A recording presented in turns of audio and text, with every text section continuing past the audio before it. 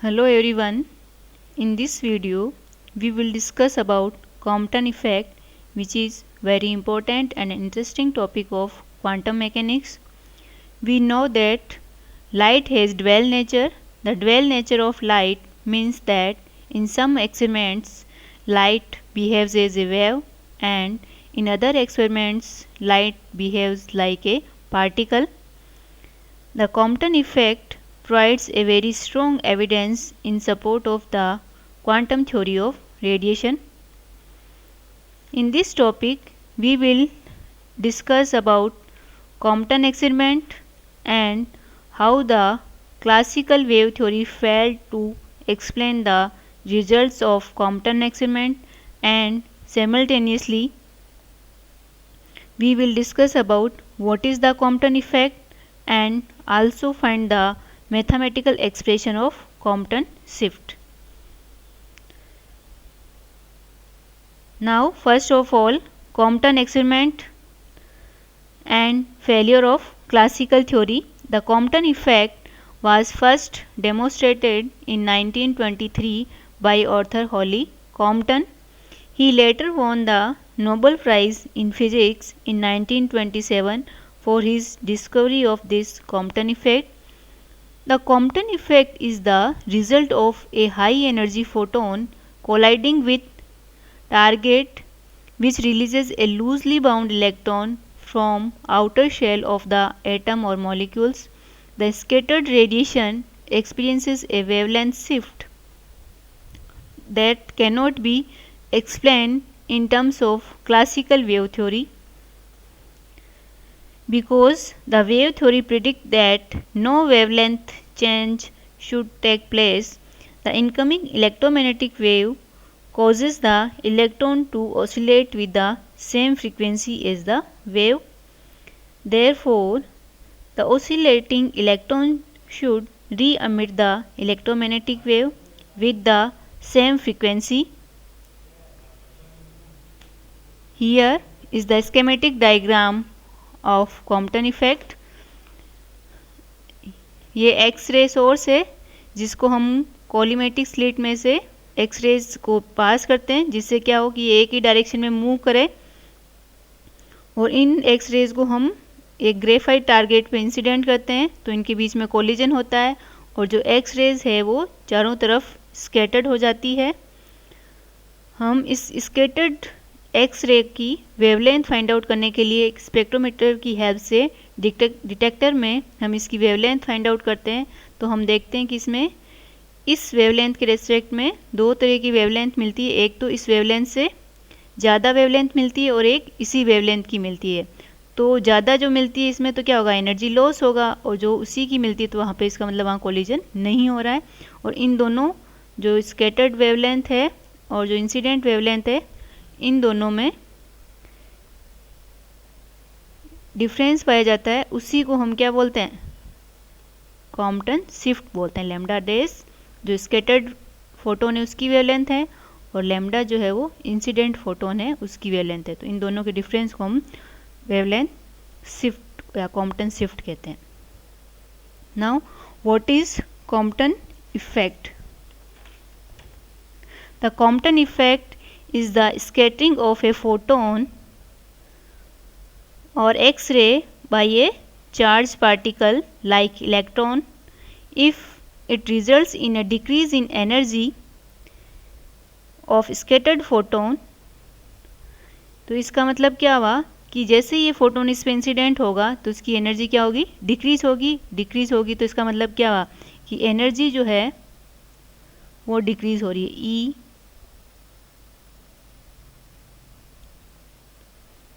जो है वो डिक्रीज हो रही है।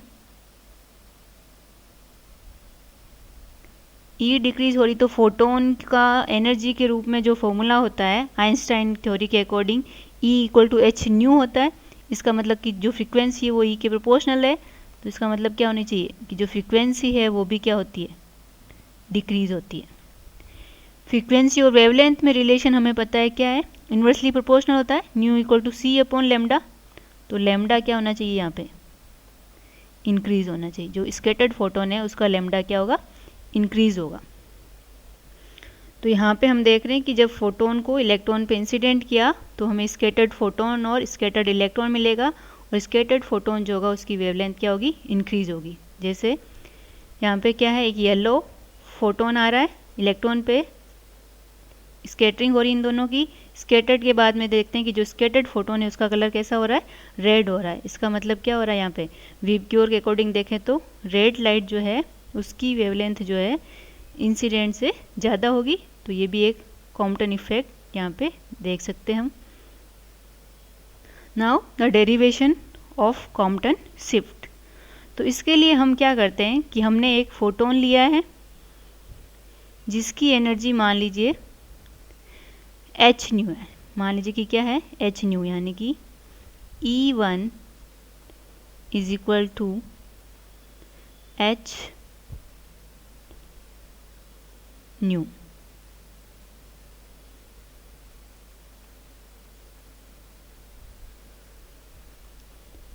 और इसका जो मोमेंटम है इंसिडेंट फोटोन का P1 वो है आपका एच न्यू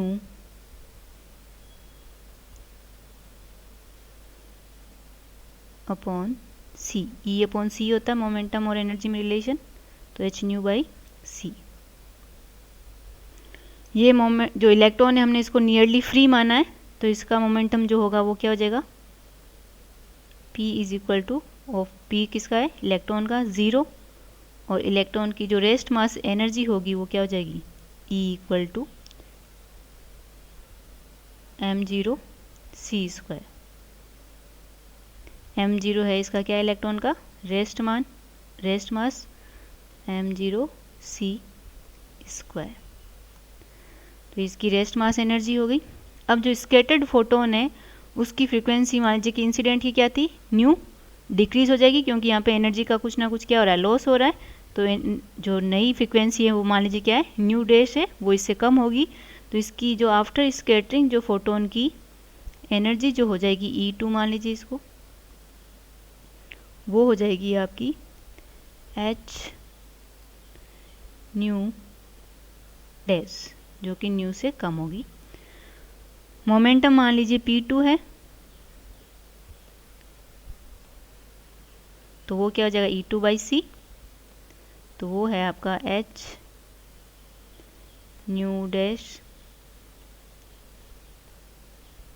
बाई सी।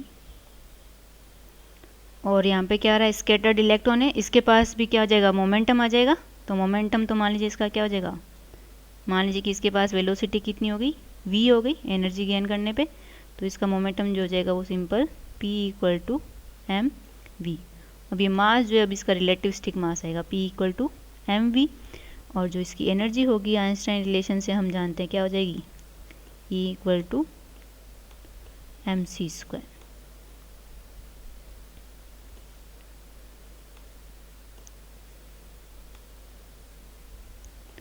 अब हमें करना क्या है, इसमें कॉम्पटन शिफ्ट निकालना। कॉम्पटन शिफ्ट निकालना यानी कि हमें निकालना है lambda dash minus lambda. Compton shift क्या है कि जो वेवलेंथ जो इंसिडेंट एक्स रे है उसकी और जो स्कैटर्ड वेवलेंथ फोटोन मिला है उसकी वेवलेंथ में दोनों में क्या डिफरेंस है, उसको हम कॉम्पटन शिफ्ट निकालते कहते हैं। तो लैम्डा डैश माइनस लैम्डा निकालना है, तो हमारे पास क्या है, न्यू है और न्यू डैश है। तो इस रिलेशन से हम लैम्डा डैश माइनस लैम्डा निकाल सकते हैं। तो अब हमें पता है कि यहाँ पे क्या हो रहा है, दो पार्टिकल्स का कोलिजन हो रहा है। तो कोलिजन के अंदर हम क्या देखते हैं कि टोटल एनर्जी कंजर्व रहेगी, वो डिपेंड करता है कि आपका इलास्टिक कोलिजन है या इनइलास्टिक कोलिजन है, और साथ में क्या रहता है, मोमेंटम कंजर्व रहता है। तो फर्स्ट हम देखते हैं बाय कंजर्वेशन ऑफ एनर्जी। तो बाय कंजर्वेशन ऑफ एनर्जी क्या होगी कि बिफोर कोलिजन टोटल एनर्जी कितनी है और आफ्टर कोलिजन कितनी है, वो दोनों क्या होगी, इक्वल होगी। तो बिफोर कोलिजन देखें तो क्या होगा, यहाँ आपका क्या है, फोटोन, और यहाँ पे क्या है, इलेक्ट्रॉन। तो इसकी एनर्जी जो है वो एच न्यू है और इसकी एनर्जी क्या है, m0 c स्क्वायर। तो बिफोर कोलिजन एनर्जी क्या हो जाएगी, H nu plus m0 c square. After collision हम देखते हैं जो फोटोन है स्कैटर्ड उसकी एनर्जी क्या हो गई, एच न्यू डैश, और जो इलेक्ट्रॉन है उसकी एनर्जी क्या हो जाएगी, एम सी स्क्वायर। तो यहाँ पे ये ध्यान रखना कि जो m है ये रिलेटिविस्टिक मास है, तो ये क्या हो जाएगा h nu plus m zero C square equal to h nu dash plus m c square. H आपका प्लांक कांस्टेंट है। अब यदि इसको री अरेंज करते हैं तो हमारी इक्वेशन क्या हो जाती है, एम सी स्क्वायर को यहीं रखते हैं तो यहाँ पे एम सी स्क्वायर, इस वाली टर्म को इधर ट्रांसफ़र करेंगे लेफ्ट हैंड साइड में, तो एच दोनों में कॉमन आ जाएगा, nu minus nu dash plus m zero C square by conservation of momentum in x direction. तो ये देखते हैं कि कैसे आ रहा है। ये जो है फोटोन इनिशियली किस डायरेक्शन में मूव करा है, एक्स डायरेक्शन में। तो हमने क्या मान लिया कि इसमें कोऑर्डिनेट सिस्टम मान लिया इस तरह से, सॉरी, तो ये कोऑर्डिनेट सिस्टम इस तरह से माना है हमने। यहाँ पे आपकी एक्स एक्सिस है और इधर जो है आपकी वाई एक्सिस है, ठीक है। तो एक्स एक्सिस में देखते हैं अपन, तो ये जो है फोटोन वो इंसिडेंट डायरेक्शन से किस एंगल पे स्कैटर्ड हुआ है, फाई एंगल पे, और इलेक्ट्रॉन जो स्कैटर्ड हुआ थीटा एंगल पे हुआ। तो ये जो डायरेक्शन इसकी ये है, इसका मोमेंटम कितना है, एच न्यू डेस बाई सी। तो इसका कंपोनेंट यदि हम एक्स एक्सिस के अलोंग देखें तो हमें पता है कि जिस एक्सिस के साथ एंगल थीटा बनता है उसकी डायरेक्शन में जो कंपोनेंट होता है वो क्या होता है, कोस थीटा होता है। क्या होता है, कोस थीटा। तो यहाँ पे एंगल फाई है तो इसका इस डायरेक्शन में कंपोनेंट क्या हो जाएगा, यदि मैं सिर्फ P2 लिखूं तो यहाँ पे हो जाएगा P2 cos phi, P2 cos phi, ये आ जाएगा। इसी तरह से इसका देखेंगे इलेक्ट्रॉन का, तो ये क्या हो जाएगा mv, तो यहाँ पे इसका क्या आ जाएगा mv, और इधर क्या हो जाएगा cos थीटा हो जाएगा। क्या हो जाएगा, cos थीटा। ये इसका एक्स एक्सिस के अलोंग हो गया, और इनिशियली क्या है इसका, तो एच न्यू बाई सी है ही फोटोन का, और इसका 0 है। तो यहाँ पे इक्वेशन देखें अपन, बिफोर कोलिजन क्या है मोमेंटम, ओनली फोटोन का होगा, और वो कितना है एच न्यू बाई सी, और आफ्टर कोलिजन दोनों का होगा। और अलोंग एक्स एक्सिस देखेंगे तो फोटोन का मोमेंटम क्या है, एच न्यू डेस बाई सी, और एक्स एक्सिस के अलोंग देखते हैं तो क्या होता है cos phi. Plus similarly electron के लिए देखते हैं तो इसका मोमेंटम कितना है एम वी, और एक्स एक्सिस के अलोंग इसका कंपोनेंट देखेंगे तो वो क्या हो जाएगा एम वी कोस थीटा। इसको रीअरेंज करते हैं तो अपने पास इक्वेशन बन जाती है m v c cos theta is equal to h nu minus nu dash cos phi. इसको इधर लेके गए और सी से इसको मल्टीप्लाई कर दिया, तो इस तरह से हमें इक्वेशन 2 मिल जाती है। नेक्स्ट हम वाई एक्सिस के अलोंग मोमेंटम निकालते हैं। तो यहाँ वाई एक्सिस के अलोंग निकालोगे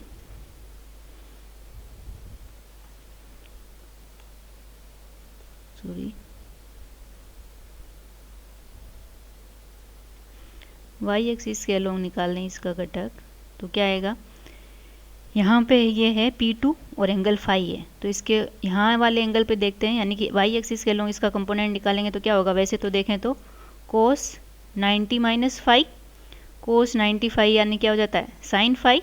तो यहाँ पे क्या आ जाएगा P2 साइन फाई, और इसका देखते हैं तो ये 90 प्लस थीटा आ रहा है, और कोस 90 प्लस थीटा क्या होता है माइनस होता है। तो इस इलेक्ट्रॉन का यदि हम वाई एक्सिस के अलोंग कंपोनेंट निकालें तो वो क्या आएगा minus m v sine theta आ जाएगा। क्या आ जाएगा साइन थीटा, क्योंकि यहाँ से लेके यहाँ तक जो एंगल होगा वो क्या आएगा कोस 90 प्लस थीटा।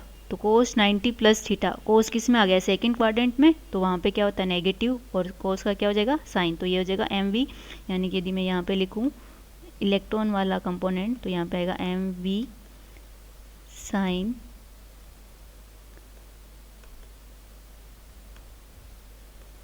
थीटा, और इस डायरेक्शन में लेना है तो यहाँ पे क्या आ जाएगा माइनस आ जाएगा, क्योंकि यहाँ पे यदि निकालते हो तो वो क्या आ जाएगा m v sine theta, opposite करोगे तो minus m v sine theta, और इसका निकालते हो फाई का तो वो क्या आ जाएगा P2 जो कि आपका एच न्यू डेस बाई सी है P2, और सिंपल क्या आ जाएगा साइन थीटा।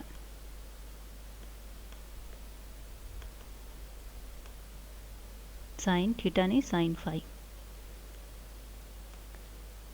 और बिफोर कोलिजन देखें तो वाई डायरेक्शन में कोई भी कंपोनेंट नहीं आएगा इसका, क्योंकि कोस 90 होगा तो कोस 90 ज़ीरो हो जाएगा, और इलेक्ट्रॉन का मोमेंटम है ही नहीं बिफोर कोलिजन, तो बिफोर कोलिजन तो क्या आ जाएगा 0, और आफ्टर कोलिजन इन दोनों का सम अप कर देंगे तो आपके पास इक्वेशन जो मिलेगी ये आ जाएगी। The momentum conservation in y direction before collision 0, और आफ्टर कोलिजन जो है फोटोन का momentum h nu dash upon c sine phi, और इलेक्ट्रॉन के लिए हमने देखा था माइनस mv साइन थीटा। इसको रीअरेंज करेंगे तो अपने पास क्या आ जाएगा, c मल्टीप्लाई कर देंगे और दोनों को इस वाली टर्म को लेफ्ट हैंड साइड ले जाएंगे तो क्या आ जाएगा mvc sine theta equal to h nu dash sine phi. अब हमें निकालना तो वैसे लेमडा डेज माइनस लेमडा है, तो न्यू डेज को इक्वेशन के रूप में लिखना है कहीं, तो स्क्वायर करते हैं हम और ऐड करते हैं इक्वेशन 2 एंड 3 को। तो हमारी इक्वेशन 2 जो है वो है ये mvc cos theta is equal to h nu minus nu dash cos phi. तो आपके पास क्या हो जाएगी, इक्वेशन 2 का स्क्वायर ये हो जाएगा, और इक्वेशन 3 जो है इसका स्क्वायर ये आ जाएगा। अब इन दोनों को ऐड करना है, तो ऐड करना है तो पहले लेफ्ट हैंड साइड को देखते हैं, तो ये क्या बनेगी term m square v square c square cos square theta plus m square v square c square sine square theta. तो दोनों में क्या कॉमन आ रहा है, m square v square c square और cos square theta plus sine square theta, trigonometry में क्या होता है +1 होता है। तो आपकी इक्वेशन लेफ्ट हैंड साइड में क्या आ जाएगी, m square v square c square equal to, right side में देखते हैं तो ये तो a माइनस बी का होल स्क्वायर, तो इस टर्म को खोलोगे आप तो ये क्या हो जाएगा h square nu square plus nu dash square cos square phi minus 2 nu dash cos phi, और ये वाली टर्म क्या हो जाएगी h square nu dash square sine square phi. तो इसकी सेकंड टर्म में ये क्या आ जाएगा, कॉमन आ जाएगा।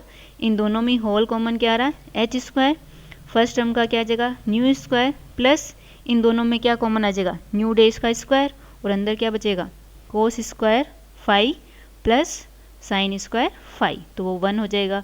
और ये इसकी जो लास्ट टर्म थी वो क्या बचेगी -2 न्यू डेज कोस फाई, तो ये आपकी इक्वेशन 4 हो जाएगी। अब हम इक्वेशन फर्स्ट है उसका स्क्वायर करते हैं, जो कि हमने कंजर्वेशन ऑफ एनर्जी से फाइंड आउट की थी। तो हमारी इक्वेशन फर्स्ट क्या थी, m c square is equal to h nu minus nu dash plus m0 c square.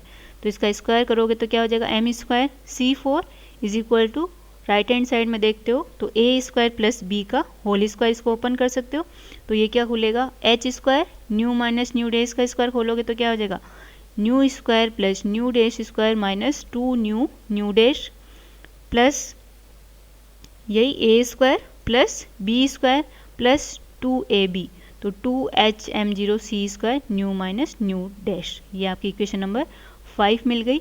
अब हम इक्वेशन 5 माइनस 4 करते हैं, तो अपनी इक्वेशन 4 ये थी, तो 5 माइनस 4 करते हैं तो क्या आएगा देखिए, ये आपका है m square c4 left hand side में इक्वेशन 5 के, और इक्वेशन 4 के लेफ्ट हैंड साइड में क्या है m square v square c square.